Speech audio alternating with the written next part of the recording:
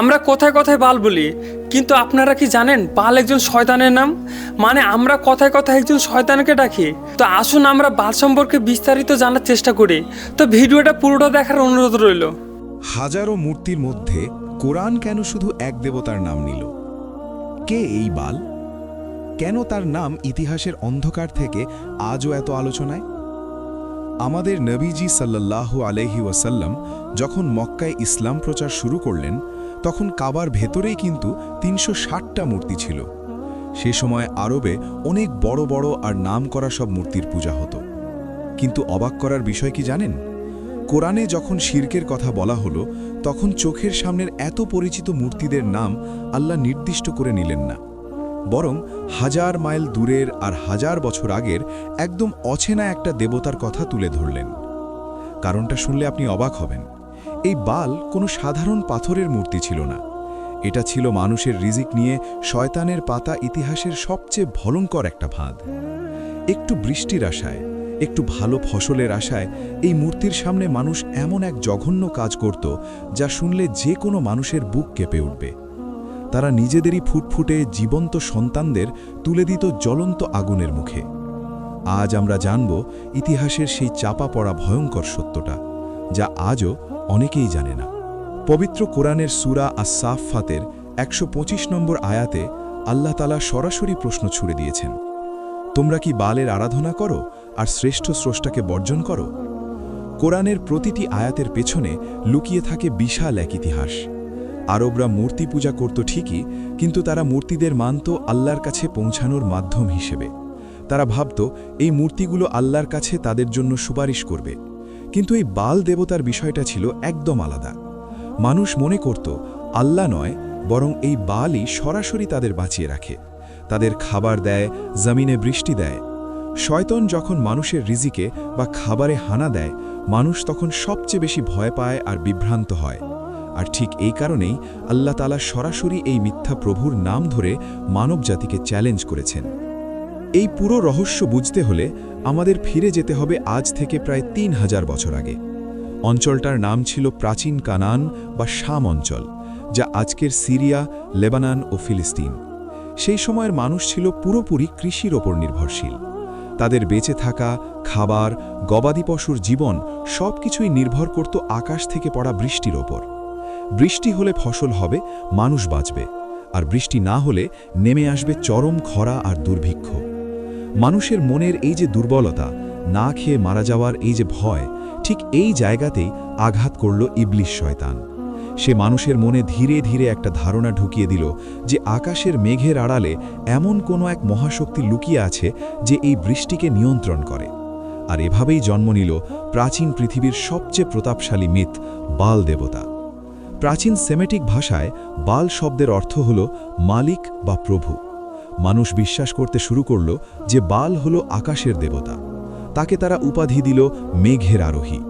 তাদের ধারণা ছিল আকাশে যখন মেঘ ডাকে, সেটা আসলে বালের গর্জনের আওয়াজ। বাল যখন খুশি হয়, তখনই জামিনে বৃষ্টি নামে। মানুষ তাদের নিজেদের হাতে বালের এক বিশাল মূর্তি তৈরি করল। মূর্তিটির মাথায় ছিল ষাঁড়ের শিং, যা অসীম ক্ষমতার প্রতীক। মানুষ এক আল্লাহকে ভুলে গিয়ে নিজেদের হাতে বানানো পাথরের কাছে বৃষ্টি চাইতে শুরু করল। কিন্তু বাল পূজা শুধু ফুল আর ফল দেওয়ার মধ্যে সীমাবদ্ধ ছিল না। শয়তান মানুষকে কতটা নিচে নামাতে পারে, বাল পূজা তার সবচেয়ে বড় প্রমাণ।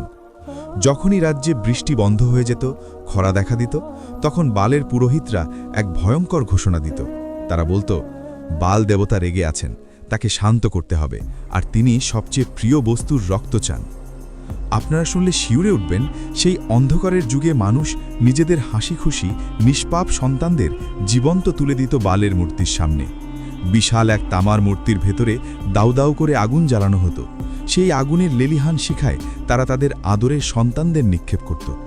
যখন আগুনের তাপে শিশুরা চিৎকার করে কাঁদত, তখন চারদিকে বিকট শব্দে ড্রাম আর শিঙা বাজানো হতো, যাতে শিশুদের সেই কান্নার আওয়াজ তাদের বাবা মায়ের কানে না পৌঁছায়। সত্যি কি এটা একটা কঠিন ব্যাপার? মানুষ কতটা অন্ধ হলে নিজের সন্তানকে মৃত্যুর মুখে ঠেলে দিতে পারে? মানুষ একটা বৃষ্টির আশায় নিজের সন্তানকে মৃত্যুর মুখে ঠেলে দিতে পারে? ভাবতে অবাক লাগে। এই জঘন্য বাল পূজার ব্যাধি শুধু কেনানাইটদের মাঝেই আটকে থাকেনি, এটি একসময় প্রবেশ করল বনি ইসরায়েলের মাঝেও। সময়টা ছিল রাজা আহাবের রাজত্বকাল। আহাব বিয়ে করেছিল ইজেবেল নামের এক বিদেশি রাজকন্যাকে। রানী ইজেবেল ছিল এই বাল পূজার ভীষণ কট্টর সমর্থক। রানী ইজেবেলের প্রভাবে পুরো ইসরায়েলে বালের শত শত মন্দির গড়ে উঠল। বালের সেবার জন্য নিয়োগ দেওয়া হলো হাজার হাজার পুরোহিত। যারা এক আল্লাহর ইবাদত করত তাদের খুঁজে বের করে নির্মমভাবে হত্যা করা হলো। আল্লাহর ঘরগুলো ভেঙে গুড়িয়ে দেওয়া হলো। পুরো একটা জাতি এক আল্লাহর ইবাদত ছেড়ে দিয়ে বালের পায়ে মাথা নত করল। ঠিক এমন এক দম বন্ধ করা পরিবেশে, যেখানে সত্য কথা বলার অর্থই হলো মৃত্যুদণ্ড, সেখানে আল্লাহর আদেশে এসে দাঁড়ালেন এক মহান নবী, হজরত ইলিয়াস আলাইহিসসালাম। মানে এই বালের আবির্ভাব নবী ইলিয়াস আলাইহিস সালামের সময় ঘটেছিল। সামনে দাঁড়ালেন। তার হাতে কোনো সৈন্য বা অস্ত্র ছিল না, ছিল কেবল সত্যের আলো।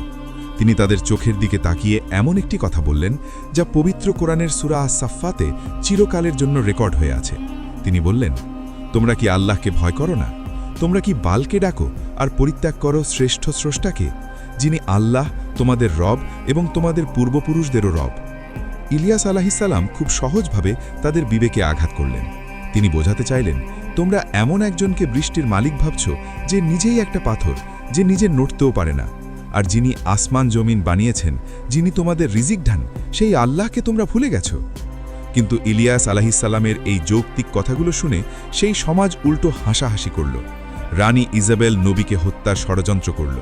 তারা অহংকার করে বলল, বালই আমাদের দেবতা, সেই সব কিছুর মালিক, তোমার কথা আমরা কেন শুনব?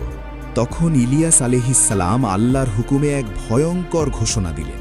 তিনি বললেন, আমার রবের কসম, আমার মুখের কথা ছাড়া আগামী কয়েক বছর এই জমিনে এক ফোঁটা বৃষ্টিও পড়বে না, এমনকি শিশিরও পড়বে না।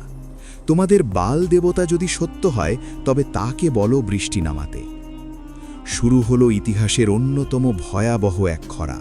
টানা 3.5 বছর আকাশ থেকে যেন আগুন ঝরতে লাগল, কিন্তু এক ফোঁটা বৃষ্টি পড়ল না।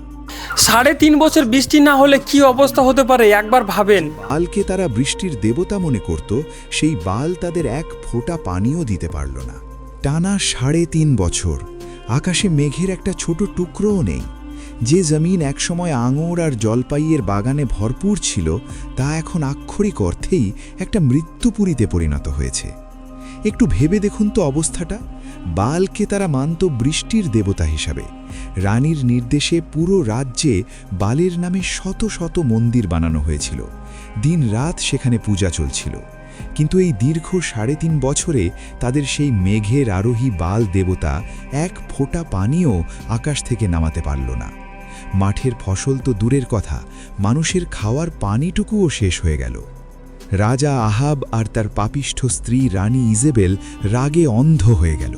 তারা পুরো দেশ তন্ন তন্ন করে খুঁজতে লাগল হজরত ইলিয়াস আলাইহিসসালামকে। তাদের ধারণা ছিল এই ইলিয়াসের অভিশাপেই তাদের দেবতার এই অপমান হচ্ছে, রাজ্যে এই খরা নেমেছে। কিন্তু আল্লাহ তার নবীকে খুব নিরাপদে লুকিয়ে রেখেছিলেন। যখন খরার চরম পর্যায়ে মানুষ আর পশু পাখি যখন তৃষ্ণায় ধুকে ধুকে মরছে, তখন আল্লাহর হুকুম এলো। আল্লাহ ইলিয়াস আলাইহিসসালামকে বললেন, যাও এবার রাজা আহাবের সামনে গিয়ে দাঁড়াও, আমি এই জমিনে আবার বৃষ্টি দেব। ইলিয়াস আলাইহিসসালাম ফিরে এলেন। রাজার সামনে বুক টান করে দাঁড়িয়ে বললেন, তুমি আর তোমার পরিবার এক আল্লাহকে ভুলে গিয়ে বালের পূজা করে পুরো জাতিকে ধ্বংসের মুখে ঠেলে দিয়েছ। আজ ফয়সালা হবে। পুরো ইসরায়েলবাসীকে আর বালের 450 জন পুরোহিতকে মাউন্ট কার্মেল পাহাড়ের চূড়ায় জড়ো করো। আজ প্রমাণ হয়ে যাবে কার ঈশ্বর সত্য। মাউন্ট কার্মেল, এই পাহাড়টা এমনিতেই ঐতিহাসিক। তখনকার ক্যানানাইটরা বিশ্বাস করত এই পাহাড়টা নাকি খোদ বাল দেবতার নিজের জায়গা। ইলিয়াস আলাইহিসসালাম ইচ্ছে করেই এই পাহাড়টাকে বেছে নিয়েছিলেন, যেন বালের নিজের জায়গায় দাঁড়িয়েই বালের অহংকার চিরতরে ভেঙে দেওয়া যায়। সেদিন পাহাড়ের চূড়ায় এক অদ্ভুত দৃশ্য তৈরি হলো। একদিকে রাজার পাহারায় বালের 450 জন অহংকারী পুরোহিত, তাদের পরনে রাজকীয় পোশাক, আর তাদের পেছনে হাজার হাজার সাধারণ মানুষ যারা এতদিন বালের পূজা করে এসেছে। আর অন্যদিকে একদম একা দাঁড়িয়ে আছেন আল্লাহর এক মহান নবী হজরত ইলিয়াস আলাইহিসসালাম। তার সাথে কোনো সৈন্য নেই, কোনো পুরোহিত নেই, কেউ নেই। শুধু তার বুকে আছে আসমান ও জমিনের মালিক মহান আল্লাহর উপর পাহাড় সমবিশ্বাস। ইলিয়াস আলাইহিসসালাম সেই হাজার হাজার পথভ্রষ্ট মানুষের সামনে গিয়ে দাঁড়ালেন। তার গলার আওয়াজ পাহাড়ের চারদিকে প্রতিধ্বনিত হতে লাগল। তিনি বললেন, আর কতদিন তোমরা দুই নৌকায় পা দিয়ে চলবে? আর কতদিন তোমরা সত্য আর মিথ্যার মাঝে বিভ্রান্ত হয়ে থাকবে? আল্লাহ যদি সত্য ঈশ্বর হন তবে তার ইবাদত করো, আর যদি বাল সত্য হয় তবে তার পিছে ছোট, কিন্তু আজকে এর চূড়ান্ত ফয়সালা হয়ে যাবে। জনতা একদম চুপ, কেউ টু শব্দটিও করল না। তখন ইলিয়াস আলাইহিসসালাম চ্যালেঞ্জের নিয়ম বলে দিলেন। তিনি বললেন, আমি আল্লাহর নবী এখানে একা, আর বালের পুরোহিতরা আছে 450 জন। আমাদের দুই পক্ষকে দুটো ষাঁড় দেওয়া হোক। আমরা ষাঁড় জবাই করে কাঠের উপর রাখব, কিন্তু কেউ কোনো আগুন জ্বালাতে পারব না। তোমরা তোমাদের বালকে ডাকবে, আর আমি আমার আল্লাহকে ডাকব। যে ঈশ্বর আসমান থেকে আগুন পাঠিয়ে এই কুরবানি কবুল করবেন, তিনিই হবেন সত্য ঈশ্বর। পুরো জনতা এক বাক্যে বলে উঠল, হ্যাঁ, এটা একদম ন্যায্য কথা, এটাই হবে চূড়ান্ত পরীক্ষা। যেহেতু পুরোহিতরা সংখ্যায় বেশি ছিল, ইলিয়াস আলাইহিসসালাম তাদেরকেই আগে সুযোগ দিলেন। বালের পুরোহিতরা তাদের বেদিতে ষাঁড় জবাই করে রাখল। এরপর শুরু হলো তাদের প্রার্থনা। সকাল থেকে তারা বালের মূর্তির সামনে চিৎকার করতে লাগল, হে বাল, আমাদের উত্তর দাও, হে বাল, আসমান থেকে আগুন পাঠাও। তারা বেদির চারপাশে পাগলের মতো নাচতে লাগল, কিন্তু কোনো উত্তর নেই। আকাশ থেকে একটা আগুনের স্ফুলিঙ্গও পড়ল না। দুপুর গড়িয়ে গেল। এবার ইলিয়াস আলাইহিসসালাম তাদের একটু উপহাস করতে শুরু করলেন। এটা কোনো সাধারণ উপহাস ছিল না, এটা ছিল মিথ্যার অহংকার ভেঙে দেওয়ার চূড়ান্ত রূপ। তিনি বললেন, আরেকটু জোরে ডাকো। তোমাদের দেবতা কি ঘুমাচ্ছে, নাকি সে কোথাও সফরে গেছে, নাকি সে গভীর চিন্তায় মগ্ন? জোরে ডাকো, যেন তার ঘুম ভেঙে যায়। এই কথা শুনে পুরোহিতরা মরিয়া হয়ে উঠল। বালের পূজার একটা জঘন্য নিয়ম ছিল, তারা যখন খুব মরিয়া হতো তখন নিজেদের শরীর তলোয়ার আর ভরসা দিয়ে কেটে রক্ত বের করত। তারা সেদিন পাহাড়ের চূড়ায় নিজেদের শরীর কাটতে লাগল। রক্তে ভেসে গেল বালের বেদি। তারা সন্ধ্যা পর্যন্ত একটানা চিৎকার করল, কিন্তু পিন পতন নীরবতা। কোনো শব্দ নেই, কোনো আগুন নেই, কোনো উত্তর নেই। যে বালকে তারা সর্বশক্তিমান ভাবত, সেই বাল একটা শুকনো কাঠেও আগুন ধরাতে পারল না। মিথ্যার আসল রূপ হাজার হাজার মানুষের সামনে নগ্ন হয়ে পড়ল। এবার এলো আল্লাহর নবীর পালা। সন্ধ্যা ঘনিয়ে আসছে। ইলিয়াস আলাইহিসসালাম সবাইকে বললেন, এবার তোমরা আমার কাছে এসো।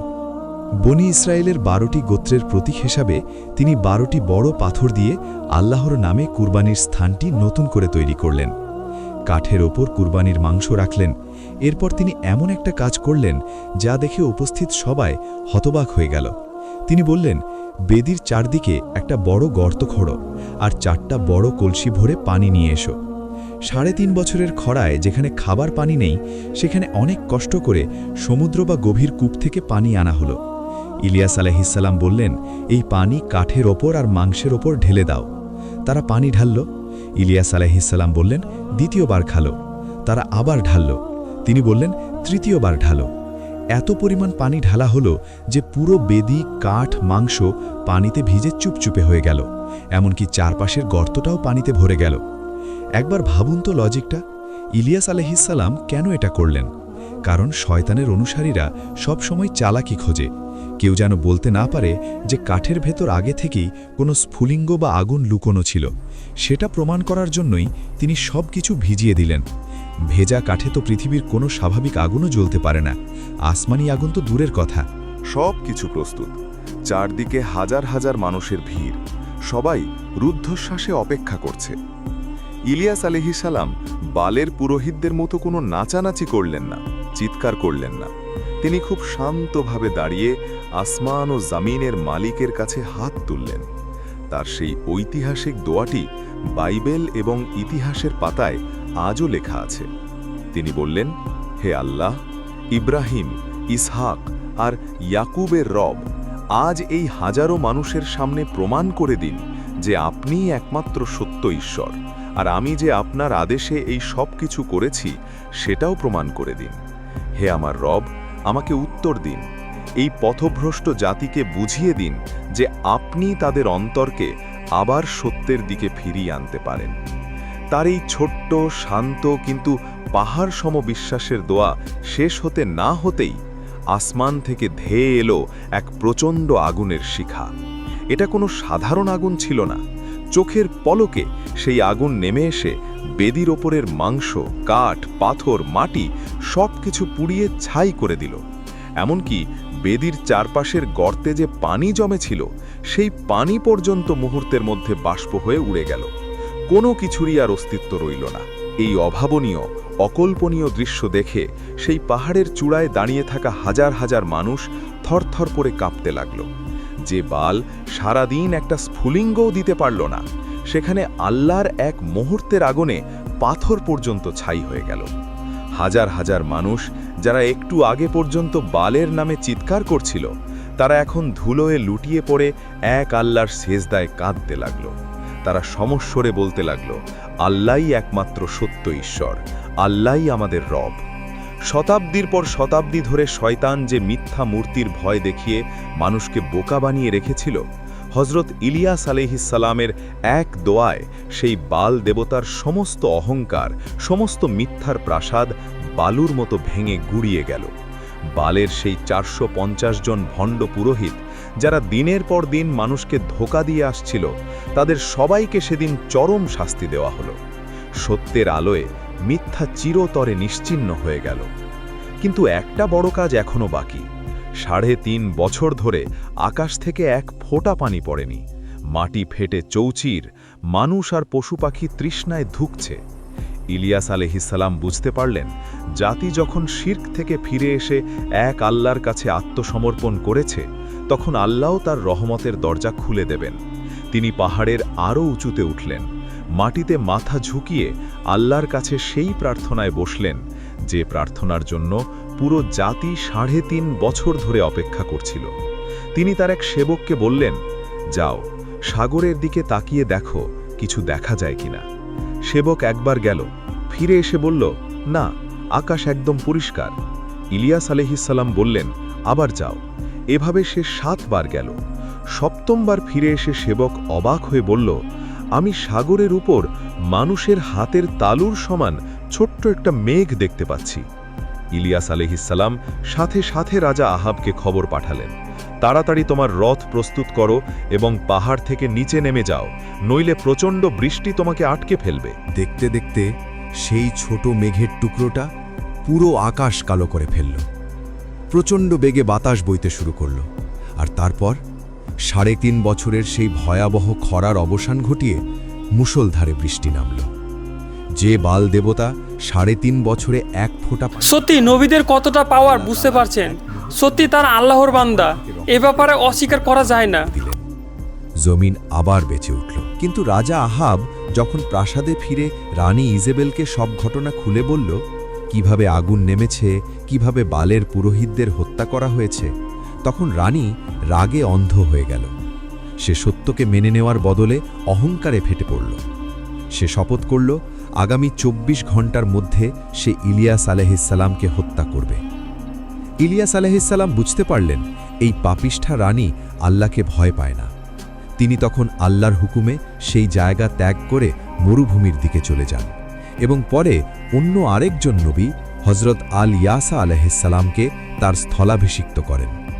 আর সেই অহংকারী রানী ইজেবেল এবং রাজা আহাবের পরিণতি হয়েছিল অত্যন্ত করুণ ও ভয়াবহ, যা ইতিহাসের পাতায় চিরকাল এক অভিশাপ হিসেবে লেখা আছে। ইতিহাসের এই গল্পটা হয়তো আজ থেকে 3000 বছর আগের, কিন্তু একটু চোখ বন্ধ করে ভাবুন তো, এই গল্পটা কি আসলেই পুরনো হয়ে গেছে?